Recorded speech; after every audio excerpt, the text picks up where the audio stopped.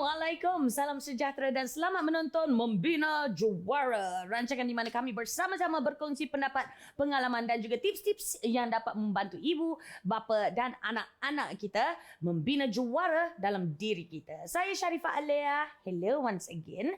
Dan nak ucapkan selamat datang juga hello kepada tetamu-tetamu ataupun penonton online kita. Kita ada Melati. Hai Melati. Kita ada Jaya. Hai Jaya. Wan Eddie.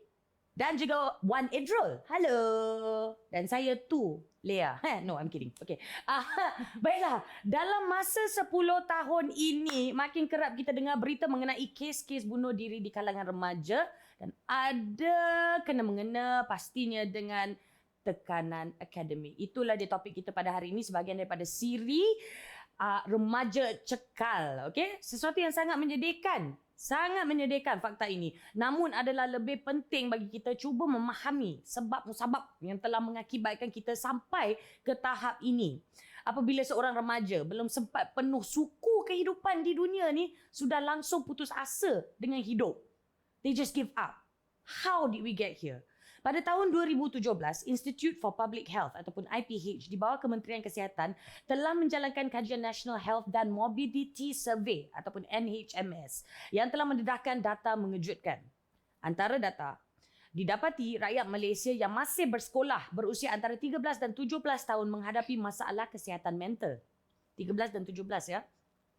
1 dalam 5 daripada mereka mengalami kemurungan ataupun depression. Lebih kurang 18.3%. 2 dalam 5 mengalami anxiety ataupun kegelisahan. 39.7%. Dan 1 dalam 10 ataupun lebih kurang 9.6% mengalami tekanan ataupun stres. Tambahan lagi, survei yang sama mendapati kecenderungan membunuh diri ataupun suicidal behavior lah, okay, telah meningkat sejak kajian yang dijalankan pada tahun 2012 dan paling banyak kes di kalangan pelajar tingkatan 1. Setelah menyiasat dengan lebih dalam lagi, kajian yang sama mendapati 50% daripada 120,000 pelajar yang ditemu bual menyatakan stres peperiksaan punca terbesar personal issues mereka. Sejak itu, Kementerian Pendidikan Malaysia telah pun mengambil langkah menamatkan ujian atau peperiksaan seperti UPSR yang telah wujud sejak 1988 ya, dan menggantikannya dengan pentaksiran berasaskan sekolah ataupun PBS. Dan juga pentaksiran bilik darjah ataupun PBD yang lebih menekankan aspek fizikal, kerohanian dan intelek berbanding peperiksaan yang lama yang dah dihapuskan itu yang lebih pentingkan pencapaian akademik melalui peperiksaan. Tapi adakah itu mencukupi? Adakah kami masih lagi terlebih mengharapkan pencapaian akademik daripada anak-anak muda kita?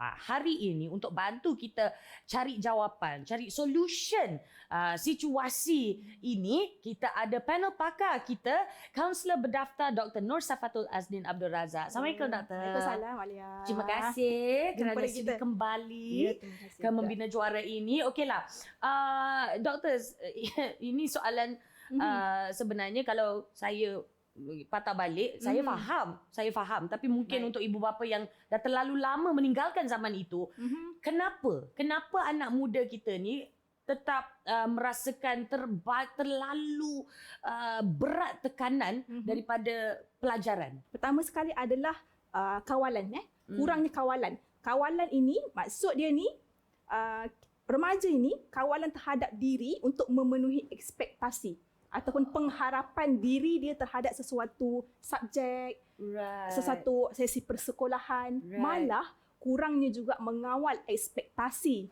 orang luar, khususnya ibu bapa. Ibu bapa meletakkan ekspektasi ataupun harapan tertentu ya kepada anak-anak ni untuk memenuhi ekspektasi tersebut, okey, disebabkan oleh kurangnya kawalan.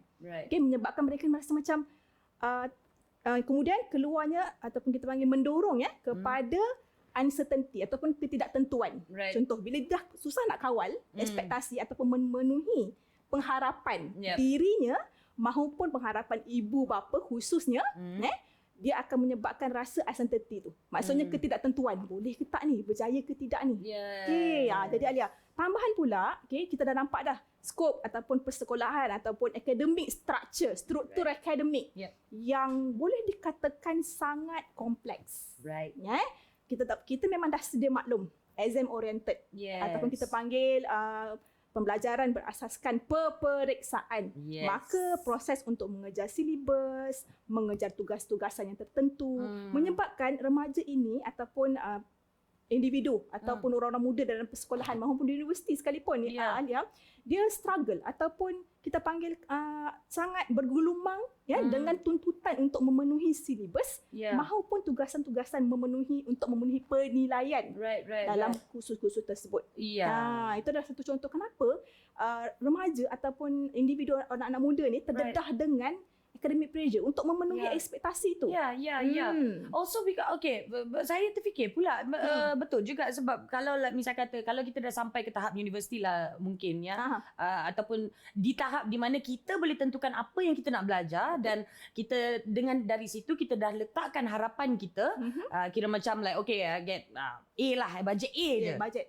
Bajet A je. Kalau tak dapat A lah kecewa sedikit. Tapi sekurang-kurangnya dapat B. Because kita dah letakkan kita dah pilih itu yang kita nak buat dan itu yang kita itulah harapan tahap harapan pada diri kita sendiri. Tapi kalau di sekolah ataupun bila kita menghadapi suatu situasi yang kita belajar apa yang ditentukan untuk kita, mulalah kan we need to memorize things that we don't seem to find important sebenarnya. Tapi important sebab nak penuhkan harapan ibu bapa. Important untuk penuhkan harapan kita cemerlang di mata guru, juara di mata kalangan juara. Kononnya kan. Jadi adakah culture kita lah, masyarakat kita ni terlalu berfikiran begitu, di mana kita ni terlalu bergantung pada keputusan-keputusan akademik, keputusan-keputusan peperiksaan lah. Baik sebenarnya kalau ikutkan keputusan akademik yang baik, dia satu benda yang penting untuk mendorong kejayaan individu khususnya remaja ni untuk ke tahap yang lebih baik. Maknanya kalau kata mudah Alia, bila kita dapat keputusan yang baik dari sudut akademik, kita dah boleh merancang proses-proses untuk pencarian kerja, pemilihan kursus yang lebih baik pada masa akan datang. Namun dia bukan satu benda atau keputusan yang mutlak. Butak maksudnya statik. Kalau anda dapat keputusan ini, confirm berjaya. Budaya untuk membanding siapa yang lebih trending. Saya ambil untuk ini istilah saya sendirilah. Budaya membanding siapa lebih trending. Trending ni siapa dapat banyak A lah. So dia dapat result A banyak kan? Kita banyak result ni kita akan tahu siapa individu yang kita nak beritahu yang anak saya dapat A. Contoh lah. Macam tu. Contoh membanding siapa lebih trending. Siapa Alia dapat A. Dah nilai siapa yang dapat A subjek mana pula yang dapat A. Kan? Budaya membanding beza ini ataupun budaya juga yang saya reka ataupun yang saya terfikir berkaitan dengan budaya kalau semua dapat A, hidup engkau mesti A punya. Maksudnya macam tu. Kalau lah cerdik, kalau maksudnya anda ni cerdik, hidup ni mesti bombastik lah. Macam tu, contoh lah begitu. Meletakkan pencapaian akademik semata-mata sebagai penilaian mutlak untuk menentukan masa depan sama ada remaja itu cemerlang ataupun tidak. Sedangkan Alia, remaja ni kita tahu dia ada 1001 kelebihan yang lain. Meskipun dia mungkin ada sedikit kekurangan daripada akademik, namun kita tak tahu ataupun bila kita teroka sebenarnya dia mungkin ada kehebatan daripada sudut leadership, kepimpinan. Bagaimana dia berfikir secara kritis, bagaimana dia menyelesaikan masalah dengan cara yang tak terfikir pun oleh orang lain. Itu sebenarnya yang boleh kita titik beratkan.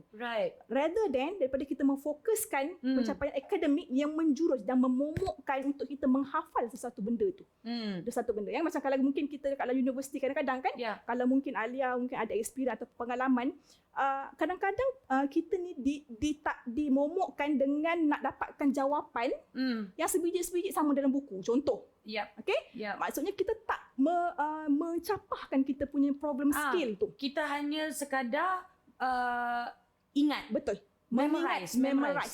Rather than understanding. So bila dapat soalan yang mungkin bersifat orang kata problem solving, penyelesaian masalah, kita dah blur. Alamak macam mana ni? Soalan lalu dalam buku tu tak ada. Tak ada pun tak ada. Aku salah baca buku. Salah baca buku.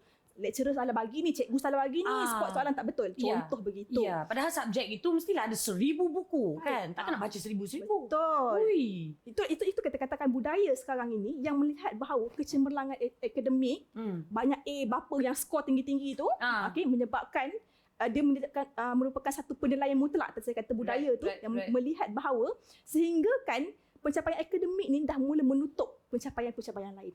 Termasuklah kemahiran insaniah dalam diri yang mula kita kata diabaikan semata-mata untuk memenuhi tuntutan pencapaian akademik yang wow, yang boom sehingga kan pencapaian holistik yang lain diabaikan ataupun tidak diberi perhatian yang baik. Sebab saya untuk menjadikan contoh lah kan, ramai juga antara kawan-kawan saya sewaktu ni sekolah menengah ya. Betul. Antara mereka yang diletakkan dalam kelas kan kita ada tu kan yang bijak pandai kelas A, yang medium B dengan C, yang payah now nak faham apa yang ditulis dekat depan tu kelas D. Tapi saya perasan ramai juga antara rakan-rakan saya yang berada dalam kelas D berjaya dalam hidup. Sebenarnya lah berjaya dalam bidang yang dia minat, yang dia ceburi, yang dia gigih nak betul-betul berjaya. I want to be the best of the best in this. Betul, kerana kemahiran hidupnya sebenarnya lebih menyerlahkan lagi potensi dia bermandiri dalam kehidupan selepas tu. Exactly. Sebenarnya Dok, bila doktor cakap tadi mungkin saya ada pengalaman di zaman universiti. Sebenarnya saya tak ada. Saya tak ada pengalaman di zaman universiti. Saya tidak pun pergi tak sampai pun ke tahap universiti. Dan mungkin kerana ibu bapa saya adalah yang begitu, yang memang dari awal mereka jenis yang cakap kalau bab akademi ni saya takkan tekan pada anak saya. Saya takkan berikan tekanan bagi anak saya sebab bagi kebebasan. Saya akan berikan kebebasan sebab bapa saya pun masa dia di sekolah akademi macam gini-gini tapi berjaya. Mak saya pun akademi alhamdulillah bagus tapi she was more of a sports person in school. So you know what I mean or not? So diorang tak letakkan expectation yang tinggi dan juga tak berikan tekanan itu. Ramai antara ibu bapa seperti saya juga yang cuba mengamalkan cara itu juga.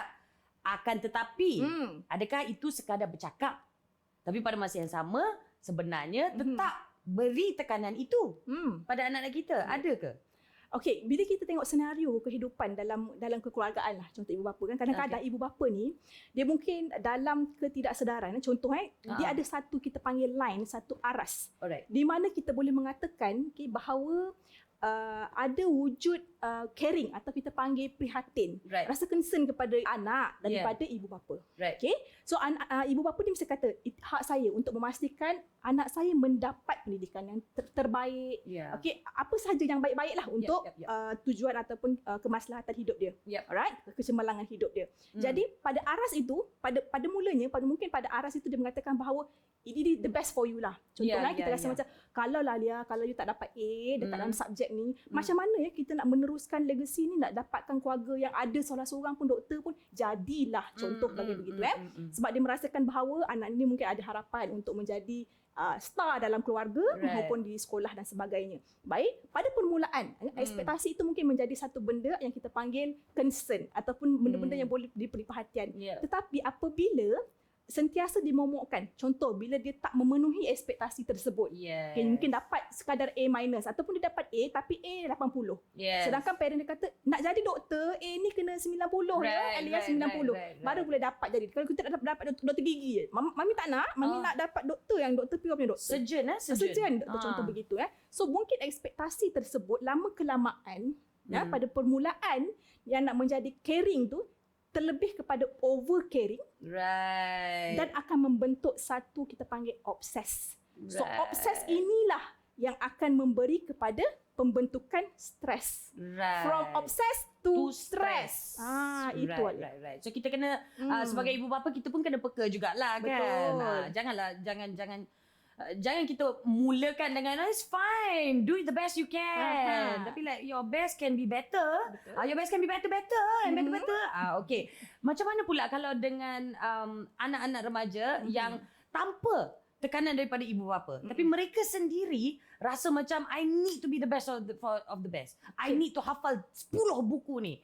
I need to ace my SPM. Macam mana boleh diorang sampai ke tahap tu sedangkan ibu bapa mereka tak pernah pun letakkan tekanan macam tu. Okey, satu soalan yang saya rasa macam memang terkena maksudnya macam berbesuk sebab saya pun mungkin ada pengalaman tersebut Saya kongsikan mungkin ada di kalangan pendengar yang mungkin sebelum ini tak peka tentang ini. Ya. Bila kita dah tahu, kita mungkin dapat boleh menyedari kadang-kadang ada wujud satu sistem kepercayaan yang kita panggil satu sistem kepercayaan yang tidak membantu. Okay. Malah dia membantutkan Right. proses. Sebagai contoh, pertama sekali ada satu pemikiran yang kita panggil tak rasional Okay. yang tidak boleh mengembangkan potensi. Satunya adalah kita panggil labeling. Right. Kita melabel diri kita. Contoh anak-anak ni dia melabel diri kita. Maknanya kalau dia tak perform dalam satu-satu subjek sebagainya, Ya. dia jadi orang yang ketinggalan, Oh. loser. Dia tak sendiri yang bagus. rasa. Betul. Right. Kerana apa? Kognitifnya ataupun kepercayaannya Aha. menyatakan bahawa dia perlu perform Right. dalam semua mata pelajaran. Right. Salah satu dapat B, dia seorang yang loser. Maksudnya yang tak perform bagus. Right. Dia sendiri yang Betul. yang macam letakkan benda tu dalam. Right. Yang pertama. Okay. Yang kedua adalah satu pemikiran mengkritik diri ataupun kita panggil satu benda yang ada perkataan mesti. Alright. Contoh Alia Ya. ataupun macam tu, awak mesti dapat A dalam subjek ataupun mata pelajaran biologi. Oh. Kalau tidak, maksudnya bila kita ada sentiasa perkataan mesti. Jadi kita mesti meletakkan bahawa kalau tak jadi gini memang akan jadi A atau memang akan jadi B. Okay. Okey, dia tidak ada satu apa kita panggil kita ada satu kita panggil compromise di situ. Okay. So perkataan mesti yang sentiasa melekat dalam kognitif belief belief sistem kita, kepercayaan kita yang akan menyebabkan stres akan muncul. Kalau tak dapat ni macam mana ni? Okey? Dan yang ketiga, blame. Right. Okey, blame tu maksudnya menyalahkan. Yep. Sama ada menyalahkan diri sendiri ataupun orang lain. Contoh menyalahkan diri sendiri. Kalaulah saya ni tak dapat A dalam pelajaran biologi, mesti mak akan malu. Mesti saudara mara tanya. Oh, right, Alah, right. kenapa anak ni tak bagus ni? Sedangkan mak dia cikgu.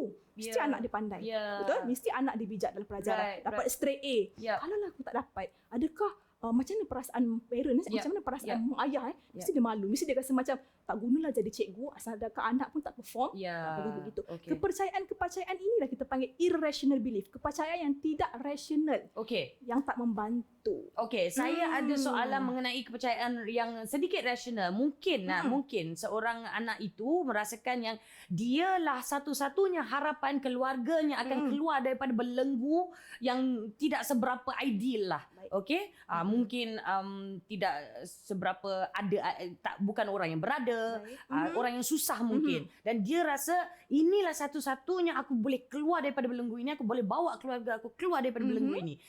Dan itu menyebabkan stres, tekanan akademinya. Adakah itu juga merupakan sebuah kepercayaan yang tidak rasional? Okey, kepercayaan ini dia tidak menjadi tidak rasional apabila wujud satu tingkah laku yang membawa kepada keburukan Kadang-kadang kita mungkin macam tadi thinking ataupun kepercayaan dia nak mengubah sesuatu yang lebih baik. Bila dia nak mengubah sesuatu yang lebih baik, bermakna dia tidak mahu berada dalam zon selesa. Right. Membawa perubahan ke arah lebih baik adalah sesuatu kepercayaan yang rasional ke tidak rasional? Rasional. Kerana dia nak memberi, kerana dia nak memberi perubahan dan perubahan itu realistik. Yes, betul. Dia tak menjadi satu yang kita panggil pemikiran yang tak rasional bila pemikiran tu tak realistik. Right. Contohlah kalau keluarga tu mungkin sebelum ini miskin, ada mungkin ataupun dia merupakan anak seorang yang memang harapan keluarga. Namun dia punya expectation dia terlalu tinggi. Sehingga tak mampu dicapai. Right? So maksud dia tu kalau dia tak realistik, maknanya dia mungkin boleh mewujudkan satu kepercayaan yang tak rasional. That's why tadi saya katakan kita perlu ekspektasi kita mesti real. Mesti dia satu benda yang boleh dicapai. Walaupun wujud cabaran tapi tidak mustahil untuk dicapai. Sekarang ni kita perasanlah di mana sistem pembelajaran kita makin lama makin menjauhi daripada exam oriented assessments. So kira macam ialah dengan kewujudan PBD tu kan. Adakah ini titik permulaan bagi kita melihat better adjusted students? Maknanya yang lebih holistik. Kurang stres maybe, kurang tekanan maybe. Adakah ini titik permulaannya? Betul. Maksudnya kalau jawapan yang mudahnya, inilah merupakan turning point. Satu benda yang mungkin satu pendekatan yang negara kita ataupun sistem pendidikan kita sudah mula bergerak ke arah ataupun paradigmanya ke arah yang lebih menjadikan remaja ini lebih holistik. Bukan saja bertujuan untuk memorize, mengingat. Yes. Malah kemahiran-kemahiran yang lain macam saya katakan tadi, kemahiran menyelesaikan masalah, Right. kemahiran kepimpinan, Yes. apa kita panggil kemahiran bekerja dalam pasukan Right. dan sebagainya ini yang menjadi sebenarnya lebih diperlukan dalam mereka bermandiri. Maksudnya kita survive dalam kehidupan selepas itu. Okay. Sebab nanti mereka ni akan bekerja, Right. akan bersosialisasi dan Yeah. sebagainya. Alright. So lebih kepada itulah. Okay, baik. Alright. Kita akan sambung lagi bercerita dengan Dr. Safa kita. Tapi sebentar sahaja lagi kita berehat seketika kembali menonton Membina Juara.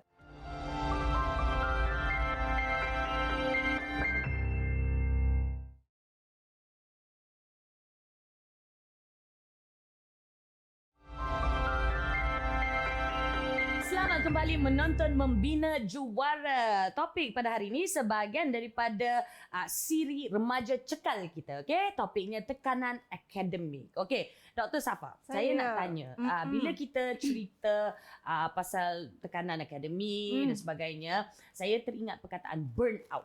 Saya terfikir perkataan burnout. Di mana ibu bapa ini inginkan anaknya mengalami sepenuh-penuhnya keindahan semua alam segalanya. Muzik, dance, Betul. ballet ke, makyong ke, Kuda kepang.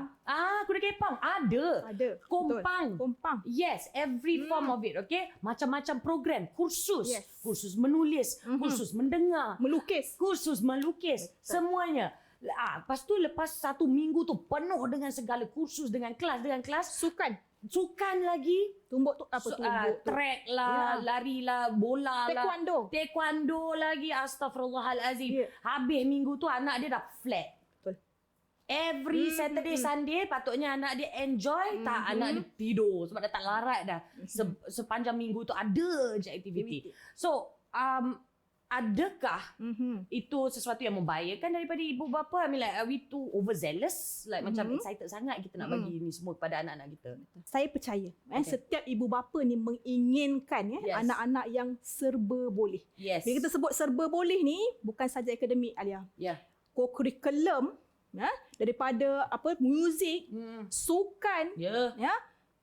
pidato, forum, Ya. semualah. Itu belum masuk lagi tahu kelas tambahan tuition Yes. seawal usia berapa tahun. Oh ya. Kan beberapa tahun. Ya, betul. Sebelum masuk sekolah rendah dah ada tuition ataupun kelas tambahan. Bermakna untuk betapa impian ibu bapa ini sangat menggunung tinggi untuk memastikan bahawa anak-anak dia ni cemerlang, gemilang, terbilang, kebabom semualah kat situ. Harapannya adalah anaknya penuh hidupnya, penuh segala aspek. Tapi adakah itu membebankan anak kita lagi? Baik. Adakah anak-anak yang mungkin boleh orang kata meneruskan ataupun cope dengan kepelbagaian aktiviti, bagaimana manage. Sebab kadang-kadang ada kanak-kanak yang dia boleh bila dia multitasking, buat perkara-perkara yang berbeza, dia punya kefungsian kognitif dia makin laju. Wow. Okay, sebagai contoh, macam ada juga macam saya ambil pengalaman pada saya, bila saya buat banyak kerja atau banyak aktiviti, saya cepat untuk berfikir. Maksudnya lebih cepat. So bila ada kekurangan sikit aktiviti, saya mula kognitif tu dia lambat sikit. Faham. Ada individu yang mungkin boleh cope, boleh atasi dengan itu. Namun mungkin pada kanak-kanak ni kehidupan dia nak enjoy. Dia nak ada kebebasan. Dia nak ada masa rehat, masa bermain dengan adik-beradik, masa bermain dengan rakan-rakan. Namun dia dihadkan dengan mengikuti pelbagai jenis aktiviti yang memerlukan bukan saja tenaga, fokus, kognitif yang tinggi, dan akhirnya dia sebenarnya memberi bebanan. So bila overwhelm ataupun orang kata dah tak boleh cope dah, ketidakupayaan kanak-kanak ini mengendalikan imbalancing. Kita panggil orang kata seimbangan yang akan menjerumus kepada mula-mula stres tau. Alia, stres. Okey, stres ini lama-lama yang tidak diurus, dia akan pergi kepada burnout. Bila burnout ni tak dikawal, dia akan pergi kepada depresi. So bila depresi inilah, kemurungan inilah yang akhirnya membawa kepada bahaya lagi, yang paling nauzubillah, paling membahayakan mungkin bunuh diri dan sebagainya. Itu seperti data yang awal tadi saya sebut. Bermula daripada stres tadi. Menunjukkan stres leading kepada burnout. Tak diuruskan dengan baik, leading pula ataupun pergi kepada depression. Dan akhirnya Suicidal behavior. Alright, okay. Jadi macam mana kalau kita nak tahu remaja kita, dia dah tahap remaja ya. Remaja kita ni burn out. Sebab kita dah biasakan mereka dengan keadaan ini. Kita dah mula dah, okay, hantar ke sini, hantar ke situ, hantar ke situ, break untuk makan dan tidur saja. Selain daripada tu, kau buat aktiviti. Okay. Bila dah remaja, patutnya dia dah biasa.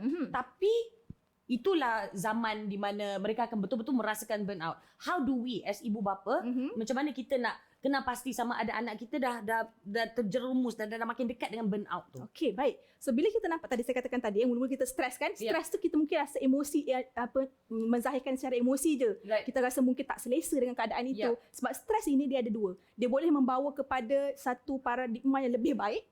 Sebab kita berada tadi saya kata zon yang selesa, kita pergi kepada zon yang lebih mencabar. Dan apabila stres itu dan dia boleh dimanifestasi kepada sesuatu emosi yang sebaliknya. Lack of motivation. So bila dia dah rasa macam emosi dia macam dah tak boleh nak ni. Tak happy, tak seronok. Okay, dia transform pula kepada tingkah laku yang mungkin agresif ataupun isolation. Okay, ataupun tak nak pergi sesuatu tempat yang dia selalu pergi atau dia buat aktiviti.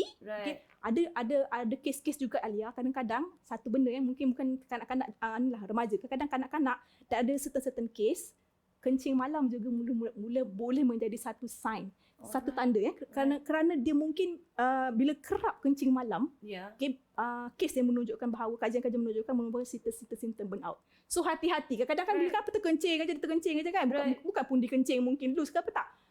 Transformasi ataupun manifest tingkah laku tersebut. Insomnia, tak boleh tidur. Betul? Ya, perubahan berat badan yang mungkin terlebih berat maupun yang mendadak sama ada terlebih ataupun terkurang. Dan kognitif. Yes, bila bersebut pasal kognitif ini, rasa macam helplessness. Tak boleh dibantu. Okay? Rasa macam tak boleh dah, tak berguna lah. Dia rasa tak puas kehidupan dia. Dia buat benda ni macam seronok tak you buat tak? Saya rasa macam sekadar nak memenuhi aktiviti harian tanpa ada wujud keseronokan apabila melakukan aktiviti tersebut. Dia jadi macam robot lah. Macam ikut je kan. Dia telah dibentuk mengikut acuan.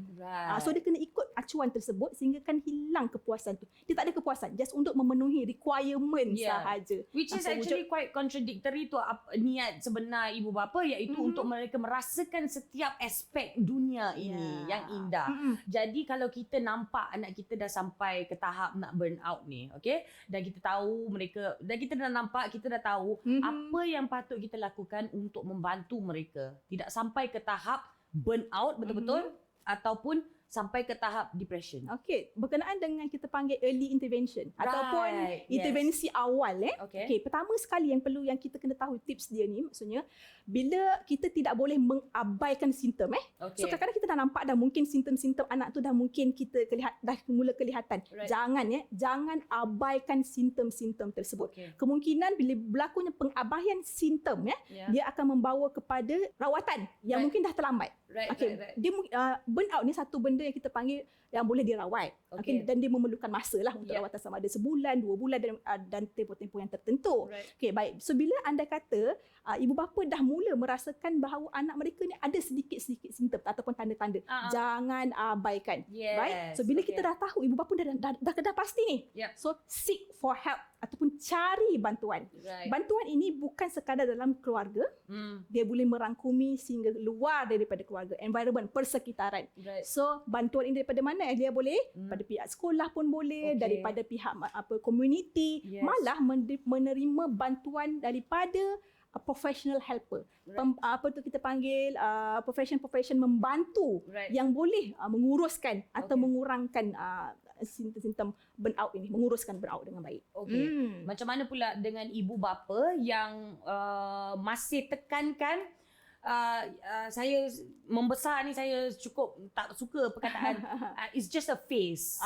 So bila dia tengok ini adalah simptom-simptom burnout, sebenarnya no, it's just a phase. It's okay. Dia get used to it. Biasalah budak, kejap-kejap boring, kejap-kejap boring. Betul. No, you must stick to it. Macam mana pula dengan ibu bapa begitu? Baik. So sekarang ini adalah satu, kita panggil macam ni, mungkin kurang kesedaran lah. Okay? Sudah tiba masanya untuk kita ataupun ibu bapa lah khususnya mengakui dan menyedari bahawa Okay, setiap perubahan itu perlu dikenal pasti. Okey. Ya, kerana setiap perubahan anak-anak ni berbeza. Bagaimana mereka cope ataupun bagaimana mereka mengendalikan stressful event dalam kehidupan. Kadang-kadang kan mungkin kita nampak kita pergi kelas tuition ataupun kelas aktiviti piano. Mungkin bagi Alia boleh sebab Alia suka tentang muzik-muzik. Saya ni mungkin tak reti nak ni, tapi dia akan jadi masa sama 1 jam kelas. Tapi penerimaan ataupun bagaimana sejauh mana saya menerima kelas muzik tu berbanding dengan Alia mengendalikan dia.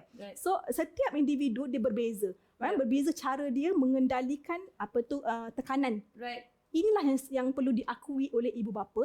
Ya. Tidak ibu bapa mengabaikan saya katakan tadi dia perlu ada ilmu untuk mengetahui sistem ni sebenarnya. Untuk boleh membantu pada kita panggil intervention awal untuk membantu anak-anak. Ya, sebab pembandingan tadi doktor cakap doktor dengan tu, padahal dalam sistem keluarga pun kemungkinan kakaknya lebih okey. Boleh terima certain things, boleh cope. Betul. Adiknya tak semestinya. So ibu bapa haruslah sentiasa peka. Dan kalau ibu bapa yang mungkin baru anak-anak mereka barulah nak start sekolah kan. Ya, betul. So dah baru nak schedule kelas-kelas ni.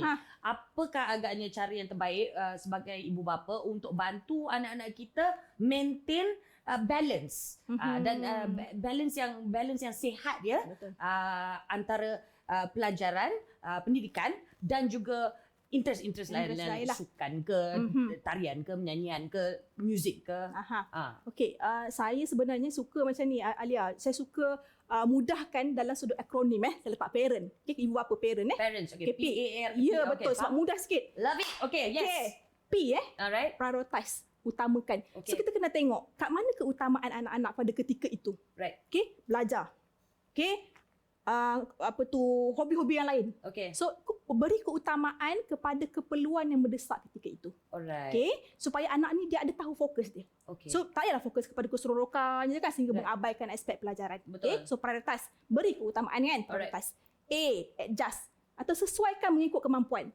Kalau anak-anak itu mungkin kelebihan ataupun kemampuannya takat itu je, ataupun pada bidang-bidang tertentu saja. Jangan dipaksa kepada sesuatu benda di luar kemampuan anak-anak dan minat anak-anak. Adjust. Baik. So R ataupun kita panggil respect. Hormat. Interest anak-anak. Sebab anak-anak ataupun remaja khususnya remaja kisah anak ni, dia ada satu minat. Macam saya tak minat sukan Alia. Bagilah kat mana pun, kaki, bangku dan sebagainya, saya tak minat sukan. Tapi saya lebih suka kepada benda-benda yang seni. Contoh seni nyanyian, suara dan sebagainya. Walaupun kadang-kadang suara ke laut. Tapi tak apalah.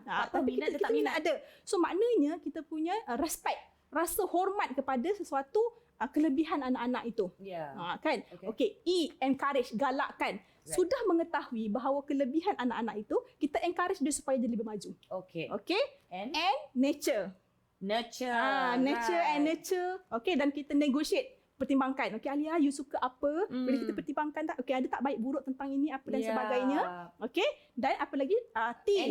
Time management. Bila kita ada keutamaan, kita bantu anak kita untuk menguruskan apa kepentingan dia. Bila belajar, berapa time yang perlu di allocate kan untuk dia menghabiskan sesuatu hobi, sesuatu aktiviti kurikulum supaya anak-anak tu satu hari tu dia rasa macam walaupun banyak aktiviti tapi dia dalam track yang betul.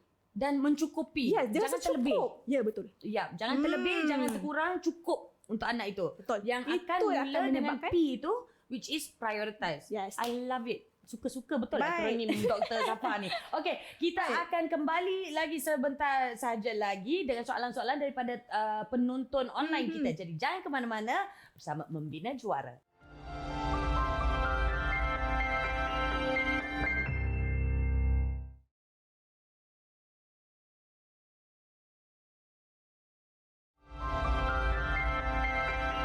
Selamat kembali menonton Membina Juara. Kita bincangkan sebahagian daripada siri Remaja Cekal, tekanan akademik. Baiklah, kita terus ke penonton online kita untuk soalan yang pertama, Melati. Assalamualaikum Melati.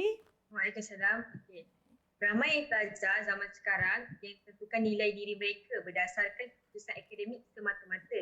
Contohnya, pelajar yang selalu dapat result straight A, tiba-tiba ada satu waktu dia dapat satu B. Dia kecewa sehingga ke arah depresi. Jadi soalannya, apakah cara yang berkesan untuk para pelajar elakkan diri dari mereka dari perasaan sebegitu? Thank you Melati.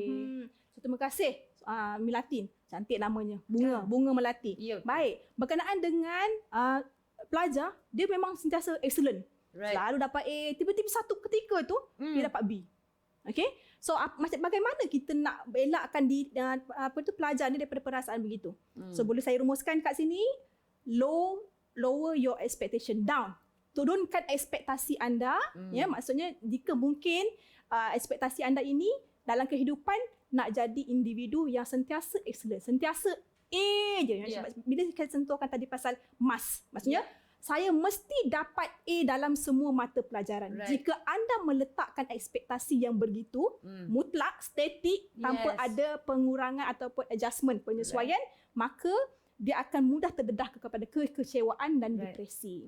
Oleh itu, kurangkan ekspektasi. Dan ekspektasi itu mestilah realistik dan boleh dicapai. Ya, kerana kehidupan, bila kita proses pembelajaran, ada kalanya mungkin kita akan mendapat sesuatu yang mungkin kita tidak harapkan. Normal proses. Proses yang normal dalam kehidupan, tak kira dalam pembelajaran, perhubungan, ya, malah perkembangan. Ada ketika kita diuji dengan cabaran-cabaran tertentu. So bila kita menurunkan ekspektasi kita dan ekspektasi kita yang lebih realistik dan mampu diukur dengan munasabah, maka kita mampu untuk mengurangkan rasa kecewa tersebut. Alright. Manage your expectations, okay?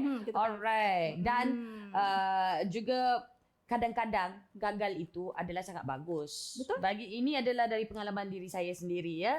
Sangat teruk bab akademik. Tapi itu lagi menguatkan semangat saya untuk excel dalam perkara-perkara lain di mana saya lebih boleh excel. So that would be bila kita dah jatuh, ada sebab untuk kita bangun balik lagi kuat. Betul.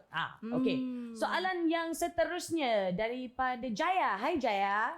Hai doktor. Soalan saya ialah, kita dah tahu yang tekanan akademik membawa depression dan anxiety di kalangan remaja. Jadi mana satu pilihan yang baik?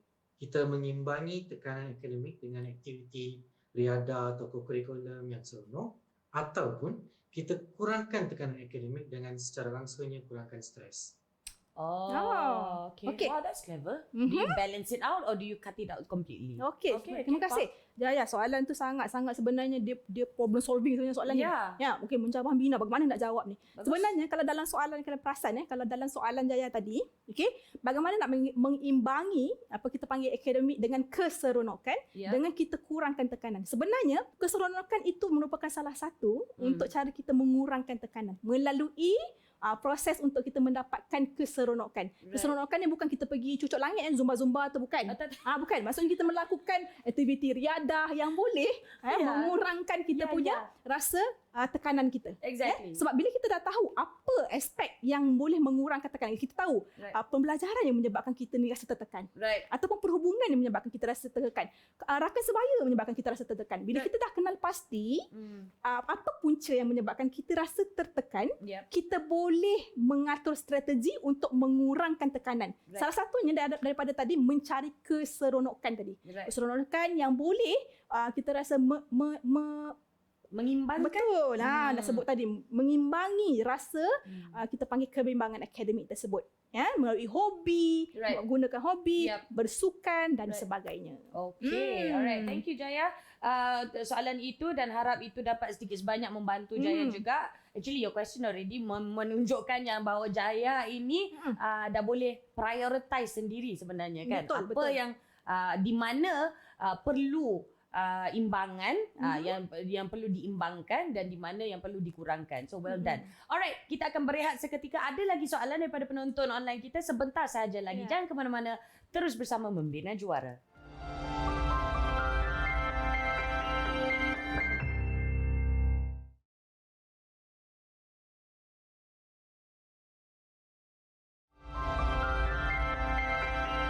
Selamat kembali menonton Membina Juara. Sebahagian daripada siri Remaja Cekal, hari ini kita membincangkan tekanan akademik. Kita terus ke Wan Edi dan juga Wan Edrul untuk soalan mereka. Silakan Cik Wan Edi.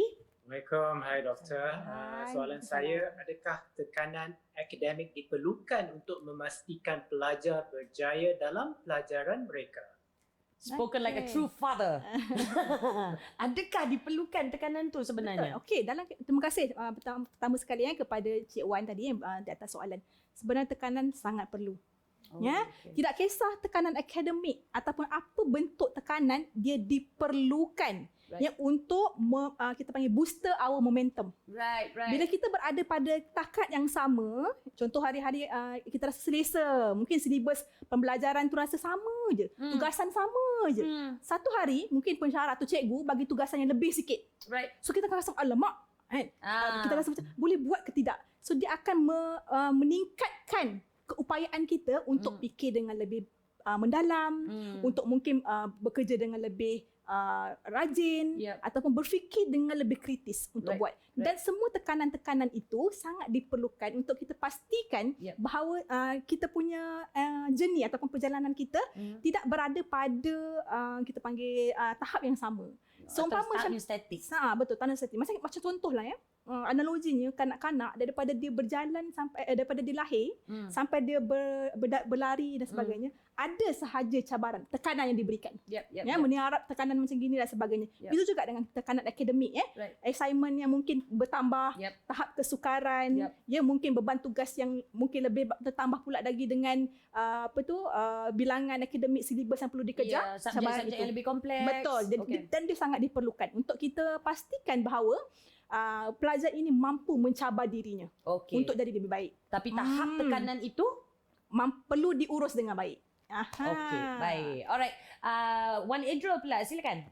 Assalamualaikum Doktor. Waalaikumsalam. Sila. Saya mendapati kefahaman saya dalam subjek-subjek tertentu berkurangan bila belajar menerusi PDPR. PDPR. Adakah ini boleh menambahkan tekanan akademik pada saya? Okey. Baik. Dia bertukar atmosphere, environment dia bertukar kan? Betul. Boleh effect ke? Boleh. Okey, maksud dia contoh PDPR ini kita akan tahu belajar daripada rumah. Right. Khusus kita menggunakan teknologi lah ataupun kita panggil kelas dalam talian. Okey.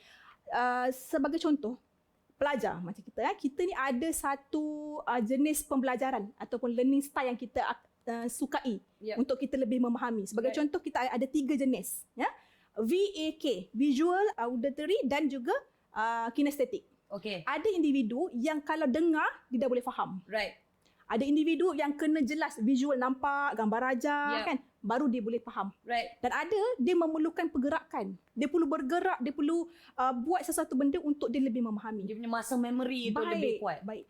Apabila PDPR ni berlaku, contohlah kalau macam mungkin saya ni jenis orang yang mungkin nak kena kinestetik. Okay, pada masa yang sama kena kita panggil visual, kena nampak, tengok macam tu kan. Okay, mungkin dekat dalam sekolah dulu ataupun pelajaran saya nampak cikgu tu tulis. Okay, ini ada yang ini kan, okay, ini. Namun contoh kalau PDPR mungkin dengar suara cikgu je. Betul kan? Jadi kemungkinan kefahaman tu takkan sampai sebagaimana individu yang dia ada kepakaran dalam bidang pendengaran. Dia dengar je dia boleh faham.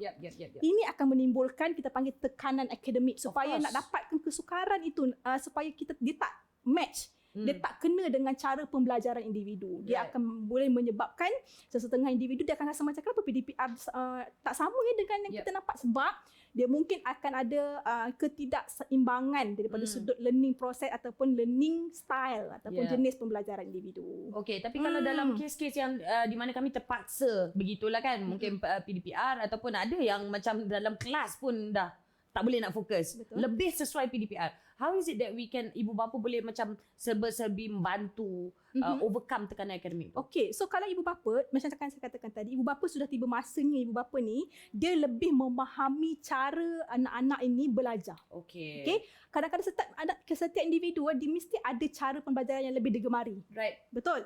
Sama ada dia gabungan pendengaran, penglihatan ataupun ada gabungan sampai 3, kinestetik dan sebagainya. Apabila ibu bapa kenal pasti kelebihan dalam memahami anak-anak, jenis pembelajaran anak-anak, maka dia lebih mudah untuk membantu. Contoh kalau dia tak dapat kemudahan daripada sudut face to face kelas yang melibatkan bersemuka, dia boleh menggunakan pendekatan bila dia PDPR, dia boleh menggunakan pendekatan untuk bercakap dengan anak, visual kan, tunjuk gambar raja.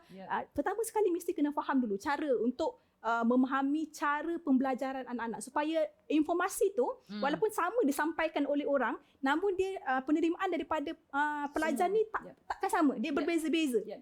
That's why bila dah tahu tentang bagaimana learning style ini boleh digunakan di anak-anak, dia akan jadi lebih mudah proses tu. To find the solution, we need to know what the problem is, to identify the problem dulu. Okay, terima kasih banyak-banyak Wan Eddie, Wan Edrol, Jaya dan juga Melati kerana sudi bertanyakan soalan dan sudi bersama kami hari ini. Baiklah, sebelum kita mengakhiri rancangan hari ini, Doktor, bagi anak-anak remaja di luar sana, tadi kita dah sentuh dah macam mana ibu bapa boleh kena pasti dan macam mana ibu bapa boleh bantu. Baik. Macam mana pula dengan anak-anak remaja kita sekarang ini yang sendiri macam aku rasa dan ini burn out ni, tapi macam mana kita nak tahu dengan pastinya macam kita ni dah mendekati arena burn out ni. Okay, baik. Alright, soalan tu sebab kadang-kadang kita tak perlukan kita punya body ni. Dia dah bagi signal sebenarnya pada kita.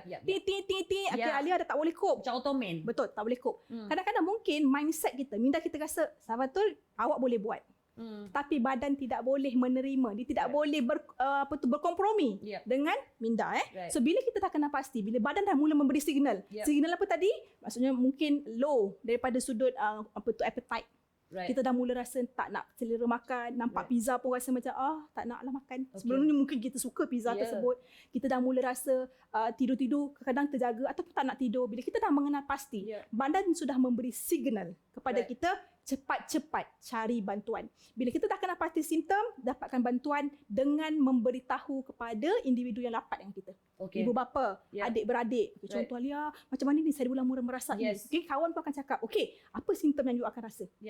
So bila kita dah dapat tahu ataupun kita dah berkomunikasi secara terbuka dengan ibu bapa, dah dapatkan kepastian, kita boleh jugalah memberi bantuan ataupun mengambil ataupun kita panggil mendapatkan bantuan daripada pakar-pakar. Sekarang ini banyak sebenarnya Alia assessment atau penilaian untuk menilai tahap stres. Betul? Tahap anxiety, tahap depresi. Pergi ataupun cari bantuan untuk kita sahkan. Kadang-kadang kita fikir, aku ni dah burn out ni. Kita selalu cakapkan kita sedangkan kita mungkin itu simptom stres saja, belum sampai tahap burn out. Tapi kita ni kan metafora bukan main tinggi. Jangan paranoid jugalah kan. Betul, metafora ni, saya dah telah burn out ni sebagainya. Tapi makan lalu pun burn out ni, burn out. Betul tak? Tapi bila diagnosis yang salah, so kita kena lalui screening yang betul. So bila kita dah tahu signal daripada badan. Bila kita dah tahu signal daripada badan, badan dah memberi signal, so kita nak mencari bantuan, kita cari bantuan pada saluran yang betul. Screening test tu ataupun ujian itu mengesahkan diagnosis yang betul supaya kita betul ini adalah merupakan tanda-tanda burnout. Sebab betul setiap simptom ataupun setiap difficulties yang dialami itu dia ada tempoh tertentu untuk kita clarify, kita rasa inilah simptom stres, inilah daripada burnout dan ini mungkin simptom depresi dan sebagainya. So kita haruslah juga dapatkan bantuan daripada pakar. Jangan kita pandai-pandai diagnose diri sendiri. Sedangkan kita ni belum lagi jadi pakar. Nak jadi pakar kan, tak nak burnout kan, tak nak depression kan. Supaya kita boleh teruskan pembelajaran, satu hari nanti jadi pakar, harus dapatkan bantuan dari pakar. Saya tambah sikit lagi Alia. Silakan. Bila kita dah kenal pasti kita punya simptom tu, kita kadang-kadang kita malu tau nak dapatkan bantuan. Sebab kita nampak takkan itu pun kau nak burn out. Benda-benda kecil pun nak burn out kan. Pertama sekali buang perasaan malu. Dapatkan bantuan maksudnya saya perlu dibantu. Dapatkan bantuan. Saya perlu dibantu. Jangan kita kata jangan kerana kita rasa malu, akhirnya kita tak nak dibantu. Right. Okay. Alright. Terima kasih banyak-banyak doktor dan terima kasih sekali lagi diucapkan kepada penonton online kita, juga penonton anda yang sedang menonton di luar sana, dan harap-harap episod kali ini serba-serbi dapat membantulah andai kata anda mengalami situasi yang sama. Andai kata anda terlepas apa-apa ataupun ingin memberikan kepada kami sedikit feedback mengenai topik hari ini, boleh saja layari, like, follow dan share laman media sosial kami. InsyaAllah kita akan jumpa di episod yang akan datang. Dan saya Sharifah Alea. Assalamualaikum. Bye-bye.